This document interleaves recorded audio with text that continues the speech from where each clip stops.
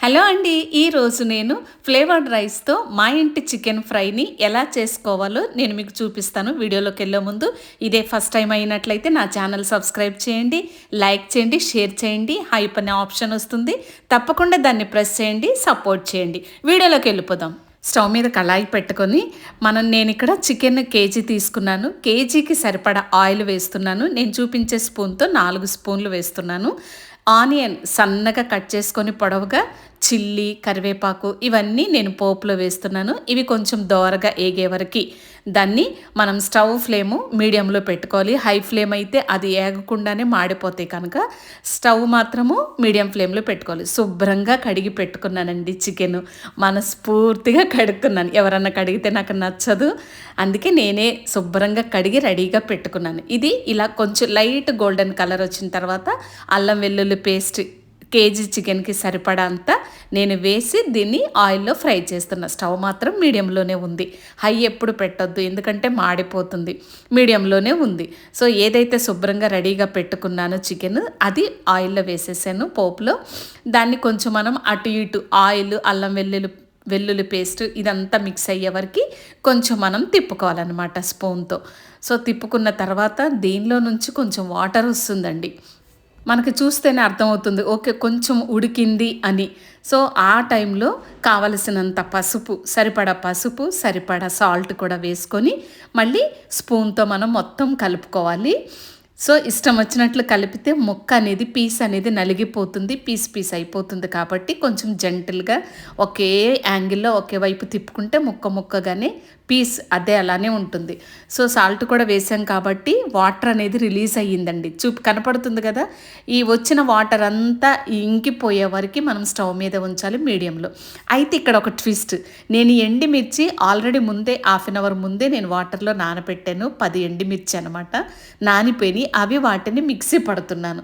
Mixie పడితే మనకు paste లాగా వస్తుంది కదండి. మీకు డౌట్ రావచ్చు, మీరు కూరలో కారం వాడరా, చిల్లీ పౌడర్ వాడరా అని డౌట్ వస్తుంది కదా.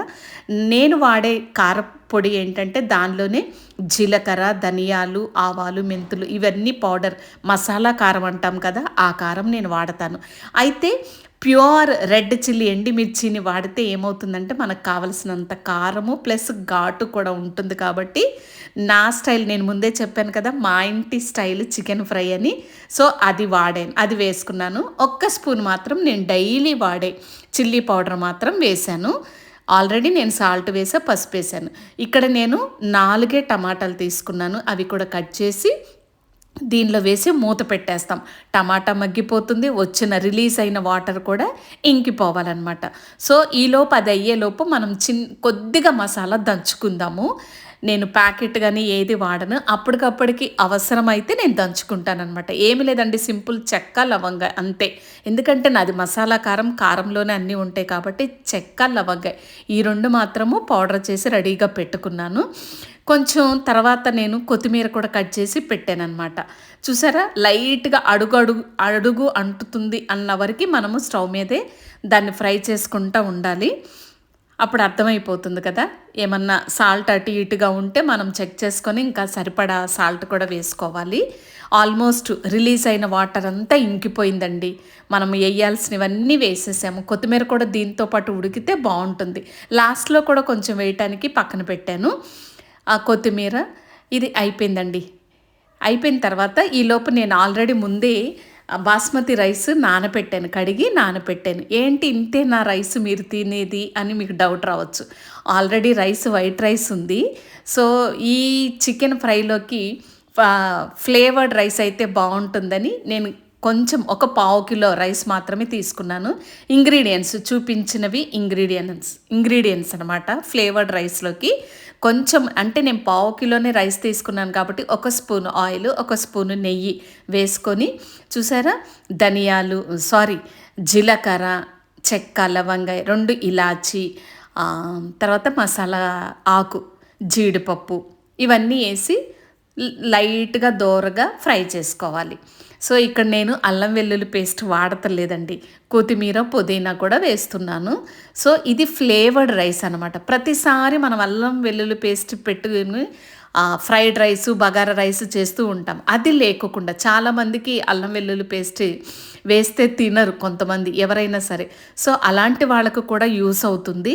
ఓన్లీ ఫ్లేవర్ అంటే మనం ఏ అయితే దినుసులు వేసామో వాటి ఫ్లేవర్ అనేది రైస్లోకి రావటం కోసమని నేను ఇవి వేసాను సరిపడా. అంటే ఒక గ్లాస్ నేను రైస్ తీసుకున్నాను, 1½ వాటర్ పోసాను. చూడండి ఎంత నీట్గా ఎంత మంచిగా వచ్చిందో. ఈ ఫ్లేవర్డ్ రైస్లోకి మనం మా ఇంటి చికెన్ ఫ్రై ఇది వేసుకొని తింటే ఉంటుంది సూపర్ అంటే సూపర్, వేరే లెవెల్ అండి. ఎంత బాగుంటుందో తెలుసా ఈ కాంబినేషన్లో. ప్రతిసారి బగారా రైసు, పులావు, టమాటా రైసు, వెజిటబుల్ రైసు ఇవి కదా. ఈసారి మీరు ఎవరైనా వీడియో చూస్తున్న వాళ్ళు ఫ్లేవర్డ్ రైస్ ఇలా చేసుకొని ఈ టైప్లో చికెన్ ఫ్రై చేసుకొని తింటే అదుర్స్ అనమాట. ఒక్కసారి తిన్నారంటే మీరు వదిలిపెట్టరు. ఓకేనా?